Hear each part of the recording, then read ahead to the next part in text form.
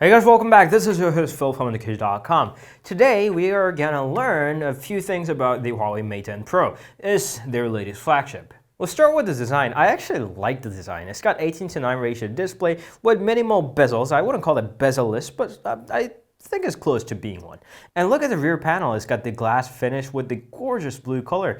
I mean, it's a combination of all the things that I want and love to see on a phone. It also has IP67 water and dust resistance, although some of the other competitors have higher IP68 standard, and some of them are even mil-spec certified, so I wouldn't call this impressive by any means. And let's move into the display. It's got the Full HD Plus AMOLED panel, and it's a pretty good one. It's got great color reproduction and outside legibility, and there is color temperature adjustment, so you can have white that you want. There is also blue light cutting eye comfort mode, and the color mode that switches from normal to vivid. The one downside is that it comes in a Full HD Plus resolution, and to be fair, Full HD Plus on this size of a screen isn't usually a problem, unless it's a pan-tile layout AMOLED panel that this guy has, and if you're picky on these issues, it could annoy you. Now, diving deeper to what it has inside, it's got Kirin 970 octa-core processor, along with 6GB of RAM and up to 128GB of storage that is not expandable.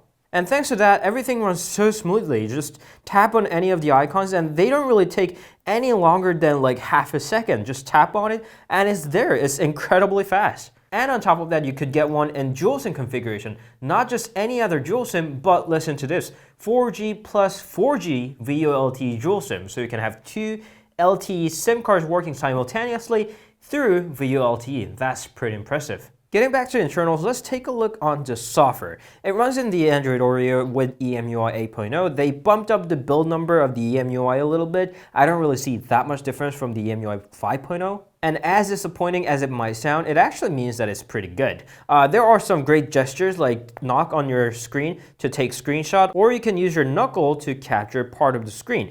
You can make it freeform, rectangle, or a circle, or even to the heart shape. You may also swipe down on your fingerprint reader to pull down the notification bar, and if you don't like this navigation bar, you can hide it anytime you want.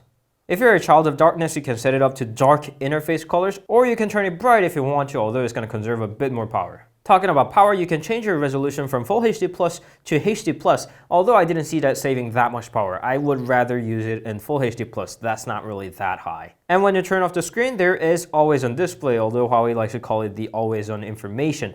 And they were clever enough to turn it off when your phone is in pocket, hiding your sensors. One thing that I noticed is that it doesn't show notification, nor you can customize anything, and that's a bit of a bummer. Now, before we talk about anything else, I know that you're interested in that Leica sign camera, so let's dive into it. You can launch the camera by the icon right there, and that Leica camera overall is pretty nice. First, we have to talk about the automatic scene recognition. Huawei claims that they do it via the AI system built in, and it's pretty interesting. Just point it into any of the scenes and it knows what it is. And what about the resulting photos? Overall, it takes above average photos. I wouldn't call them the best. I would rather call them impressive photos.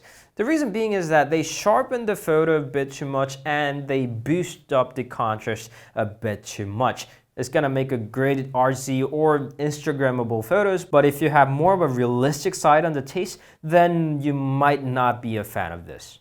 But don't you worry, because there's something that everybody would be a fan of. It's the portrait mode. They do amazing bokeh effects, and the great thing is that they even work on the front-facing camera. Now, it doesn't have dual front-facing camera, it does it via software, and the result is fantastic. It's one of the best portrait modes I've ever tried. And there's something even better, that is the pair of speakers. Yes, a pair of speakers, one on the bottom and one on the front, utilizing the phone call speaker right there. And as always for a Huawei device, this did not disappoint.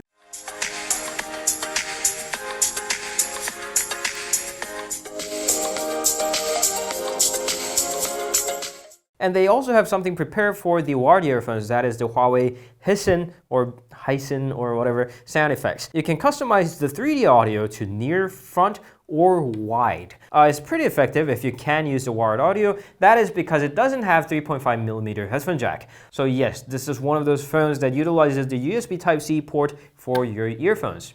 Though I hate it, I'm getting used to it, except for the fact when I connected the Pixel's USB Type-C adapter, it told me that it's not Huawei certified adapter. I mean, seriously, you removed the earphone jack and now you're asking me to use the Huawei certified adapter? It was a simple notification, but still, it wasn't a pleasurable experience. But something that was pleasurable was the battery life. It gave me 8.5 hours to 9 hours of screen on time. I mean, seriously, on this size of a phone, that is very, very impressive. When I had always on display off, it even gave me 10 hours, but I don't think that's a fair comparison, so I'm just gonna let that one go. And even charging is very fast. With the bundled Huawei supercharger, you can charge up to half of your battery capacity in only half an hour. And in order to fully charge your battery, it only takes an hour and a half.